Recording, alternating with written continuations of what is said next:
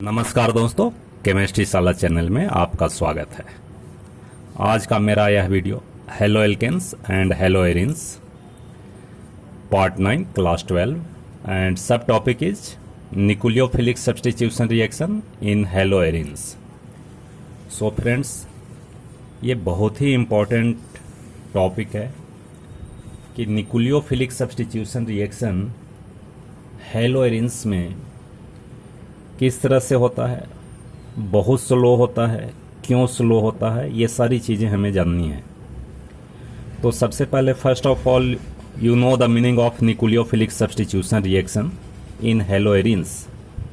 So first we write an example of haloarenes. एक example लिखते हैं haloarenes का, दिस इज क्लोरोबेंजीन। और क्या करना भाई, nucleophilic substitution. So suppose your nucleophile is OH minus, और सब्स्टिट्यूशन किसका होगा भाई, ये Cl का सब्स्टिट्यूशन होगा and there is addition of OH, यानी प्रोडक्ट जो आपका बनेगा, the product is here OH plus Cl minus. So this reaction you can say this is nucleophilic substitution reaction in haloarenes. So friends, you note one thing, a nucleophilic substitution reaction in haloarenes takes place very slowly. ठीक है दोस्तों, बहुत slow होता है due to the following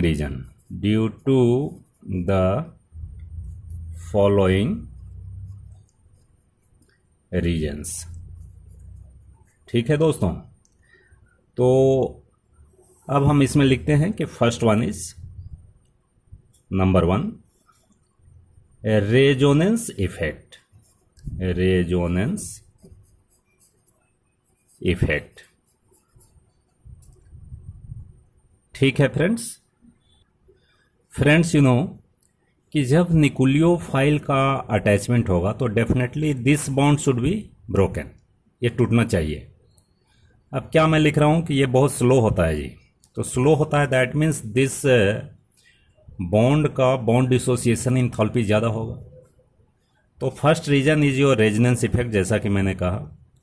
And in chlorobenzene you see these are the canonical form, it forms resonating structure, and in resonating structure you see here there is a partial double bond between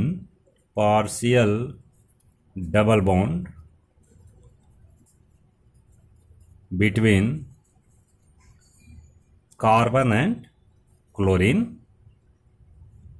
right? तो partial double bond होगा, that means definitely bond dissociation enthalpy is more, so nucleophilic substitution reaction become slow होगा। Drastic condition में होगा, under high pressure high temperature इसका detachment होगा, but due to partial double bond character the reactivity towards nucleophilic substitution reaction becomes slow.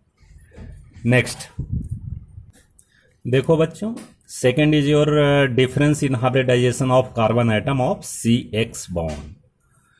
तो इसमें देखो this is your carbon atom and this is chlorine, this is carbon atom and chlorine. मैंने दो example लिया है, this is the example of aliphatic means halo alkane का लिया है CH3Cl, और इसमें लिया है C6H5Cl।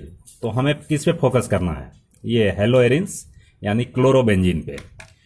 तो यहाँ देखिए फ्रेंड्स, ये कार्बन एटम का हाइब्रिडाइजेशन क्या होगा। So first of all you count the number of sigma bond 1 2 3 4, that means hybridisation is sp3 here, and इसका hybridisation you count the sigma bond 1 2 3, right.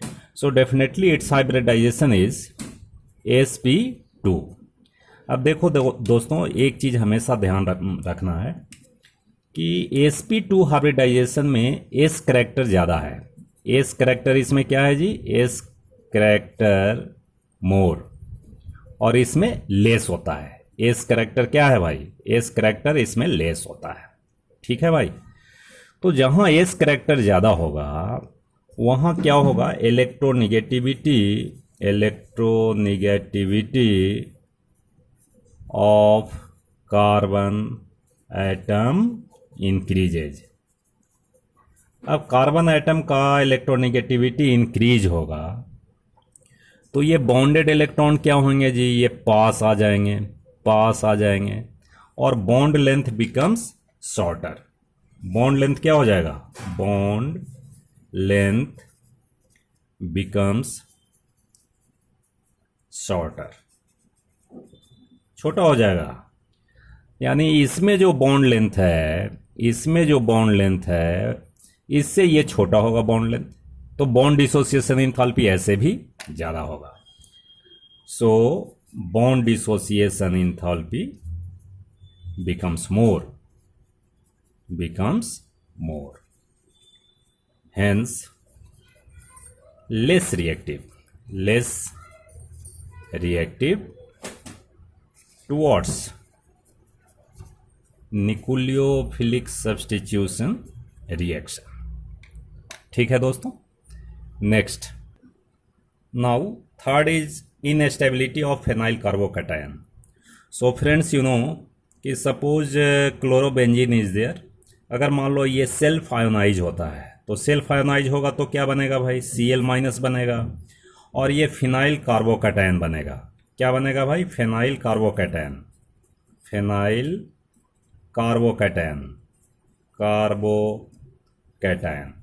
तो फिनाइल कार्बोकैटायन जो है ये unstable होता है, इसमें रेजोनेंस होगा नहीं जी, तो रेजोनेंस नहीं होगा, that means it is unstable. So phenyl carbocation is unstable. अब ये अनस्टेबल होगा, हम लिख सकते हैं यहाँ कि फिनाइल कार्बोकैटायन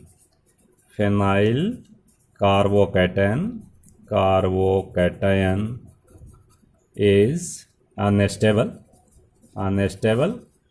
और जो अनस्टेबल होगा वो क्या होगा भाई, unstable, hence less reactive, right.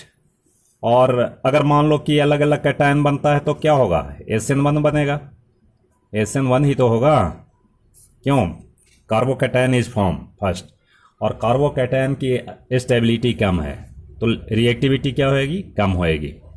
आपको याद करा दें, 3rd डिग्री के कार्बोकैटायन ज़्यादा होता है, उसके बाद 2 डिग्री, उसके बाद 1 डिग्री, ऐसा मैंने बताया था। यहाँ क्या हो रहा है भाई कि फिनाइल कार्बोकैटायन की स्टेबिलिटी कम है, that means reactivity is less. Next, this point is also important, possible repulsion between arenes and nucleophiles. तो फ्रेंड्स यू नो, अगर हम एरिन्स की बात करें तो एरिन्स जो होता है इलेक्ट्रॉन रिच होता है, it's electron rich, double bond. So electron rich species is there, electron rich, right, species. अब इसमें देखो ये इलेक्ट्रॉन रिच है arenes, nucleophile is also electron rich, so there is repulsion between arenes and nucleophile, that's why also it causes less reactivity towards nucleophilic substitution reaction. So friends, these are the 4 reasons so that the reactivity of haloarenes towards nucleophilic substitution reaction becomes less. However, at drastic condition it reacts, nucleophilic substitution reaction takes place and phenol is formed, phenol बनता है भाई, phenol is formed। अगर मान लो drastic condition क्या लगाओगे भाई, तो drastic condition आप लगा सकते हैं कि इसको हम हाई टेम्परेचर लिख सकते हैं, high temperature and high pressure, और इसका ट्रीटमेंट आप NaOH से करेंगे, राइट। तो इट बिकम्स फिनॉल, ये फिनॉल बनेगा, यानी nucleophilic substitution reaction takes place under drastic condition. ठीक है, बॉन्ड का ही तो ब्रेक करना है, तो बॉन्ड ब्रेक करने के लिए हीट ज़्यादा दे रहे हैं, प्रेशर लगा रहे हैं। ठीक है friends, next. Now friend, the presence of NO2 group at benzene ring increases the reactivity. अगर मान लो कि NO2 ग्रुप होगा बेंजीन रिंग पे, ऑर्थो पैरा, तो इसमें क्या होता है, इंक्रीज हो जाता है रिएक्टिविटी। क्यों होता है ये देखना है। तो फर्स्ट ऑफ ऑल वी सी कि सपोज क्लोरोबेंजीन को अगर हम ट्रीट करते हैं NaOH and followed by H+ means acid, HCl हो सकता है, तो इसमें टेम्परेचर हमें लगता है 623 केल्विन एंड प्रेशर ऑल्सो। तो ये आपका बन जाएगा, फिनॉल बन जाएगा। ठीक है जी, फिनॉल बनेगा, राइट। अब कहता है कि प्रेजेंस ऑफ NO2, देखो सेकेंड एग्जांपल मैंने लिया है कि if NO2 is present at benzene ring and you know NO2 is electron withdrawing group, तो इलेक्ट्रॉन विड्रॉ करेगा, दैट मीन्स क्या होएगा भाई, इलेक्ट्रॉन विड्रॉ करेगा तो यहाँ इलेक्ट्रॉन डेंसिटी क्या होएगा, कम हो जाएगा। Electron density decreases at this carbon atom. So nucleophile का अटैक यहाँ आसानी से हो जाता है, थोड़ा कम टेम्परेचर पर ही हो जाता है, 443 केल्विन, थोड़ा इजियर हो जाता है due to presence of NO2 group. And your product is, this is para nitrophenol, para nitrophenol. ठीक है दोस्त। उसके बाद देखो कि suppose 2 NO2 group are present on benzene ring, देखो ऑर्थो एंड पैरा दोनों पे हैं, तो ये भी इलेक्ट्रॉन विड्रॉइंग ग्रुप है, ये भी इलेक्ट्रॉन विड्रॉइंग ग्रुप है। So definitely electron density decreases at this carbon atom more than this one, तो इसमें और आसान हो जाएगा, इसमें और आसान न्यूक्लियोफाइल का एडिशन होगा। और you can say after substituting Cl, तो it takes place at 368 kelvin, तो थोड़ा इजियर होता जा रहा है due to presence of NO2 group. अगर मान लीजिए कि if 3 NO2 groups are present at ortho and para position, then this reaction takes place only very low temperature, that is only to warm the solution. You will get, sorry, you write here OH, ऐसा मिलेगा, ortho nitrophenol. ठीक है जी। तो इसमें 3 nitro हैं, तो try nitrophenol इसमें लिख सकते हैं, ट्राई नाइट्रोफिनॉल। इसको पिक्रिक एसिड भी बोलते हैं भाई, पिक्रिक एसिड, राइट। सो ये फ्रेंड्स आपका हो गया nucleophilic substitution reaction in haloarenes. Next electrophilic substitution reaction in haloarenes. So friends you know, बहुत ही जनरल रूल है, इसके अनुसार आप कर सकते हैं। जैसे मान लो ये हैलोएरिन्स की बात करते हैं, ठीक है भाई, तो हैलोएरिन्स का एक एग्जांपल लिख लिया। अब due to presence of this Cl, इसमें क्या होएगा, ये Cl group due to presence of Cl group, ये Cl ग्रुप के प्रेजेंस में यहाँ निगेटिव आएगा, यहाँ निगेटिव, यहाँ निगेटिव, यानी चार्ज डेंसिटी क्या होएगा, इंक्रीज होगा due two plus are effect. दोस्तों एक चीज़ और इसमें मैं दिखाना चाह रहा हूँ कि देखो यहाँ phenyl group is also electron withdrawing and Cl is also electronegative, so here also inductive effect is there. तो इंडक्टिव इफेक्ट क्या करता है, इंडक्टिव इफेक्ट ऑफ Cl क्या करेगा भाई, decreases the electron density at ortho position. ठीक है, तो ऑर्थो पोजीशन पर इलेक्ट्रॉन डेंसिटी समवट डिक्रीजेज, बहुत ज़्यादा नहीं, थोड़ा कम हो जाता है। तो इलेक्ट्रोफिलिक सब्स्टिट्यूशन रिएक्शन का रेट भी थोड़ा स्लो होगा। So electrophilic substitution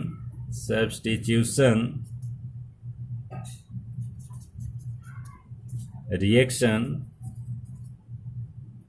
becomes slow. Slow हो जाएगा भाई, स्लो हो जाएगा लेकिन होगा, राइट। अब एक चीज़ और दिखाते हैं, देखिए अगर मान लीजिए कि कोई इलेक्ट्रोफाइल है, राइट, और यहाँ Cl group is present and due to presence of Cl group there is ortho para position becomes electron rich. So definitely electrophile, electrophile क्या है जी, ऐसा स्पेसिस कि जो इलेक्ट्रॉन सीकिंग होता है, तो इसका अटैचमेंट कहाँ होगा, ऑर्थो पर होगा एंड पैरा पर होगा। यानी दो प्रोडक्ट आपका बनेगा, ऑर्थो प्रोडक्ट बनेगा एंड पैरा प्रोडक्ट बनेगा। पैरा इज मोर स्टेबल, पहले मैंने बताया due to symmetry it fits into crystal lattice, इसलिए वो थोड़ा सा स्टेबल होता है, उसका मेल्टिंग पॉइंट बॉइलिंग पॉइंट भी ज़्यादा होता है। सो अब हम देखेंगे कुछ reactions, some reactions regarding electrophilic substitution reaction in arenes. देखिए first electrophilic substitution reaction is chlorination. So when chlorobenzene is treated with Cl2 in presence of AlCl3, तो क्या मिलेगा भाई, 1,2 डाइक्लोरोबेंजीन, या इसको ऑर्थो डाइक्लोरोबेंजीन भी बोल सकते हो। और क्या मिलेगा, 1,4 डाइक्लोरोबेंजीन या पैरा डाइक्लोरोबेंजीन। तो मैंने बताया कि कहाँ अटैचमेंट हो रहा है, ये ऑर्थो पे हो रहा है, पैरा पे हो रहा है। क्यों हो रहा है भाई, due to presence of AlCl3 Cl2 split into two parts, Cl plus and Cl minus, और Cl minus attached to AlCl3 because AlCl3 acts as Lewis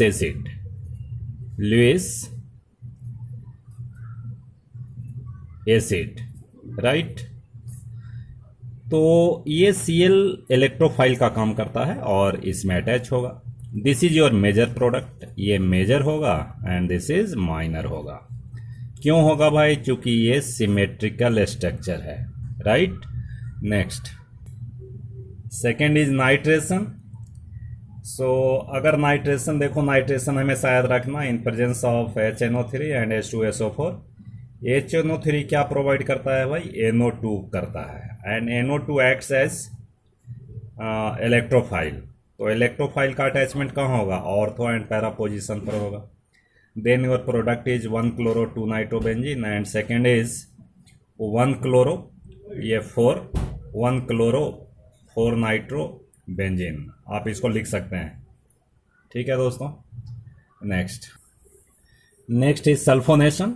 so sulphonation में ट्रीटमेंट विथ H2SO4, तो ये भी SO3H acts as electrophile, so ortho and para product ऐसा ही बनेगा भाई।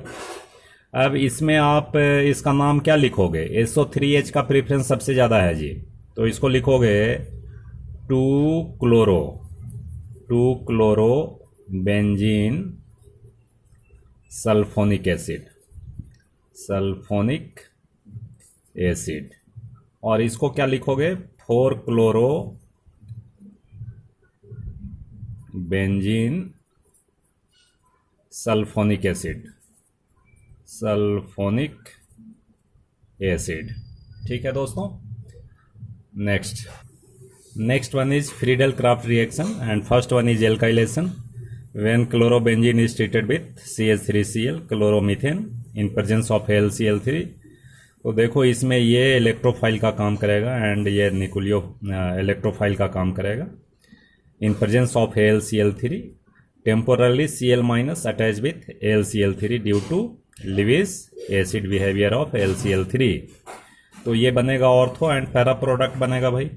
तो 1-chloro-2 methyl benzene it's name and this is 1-chloro-4 methyl benzene.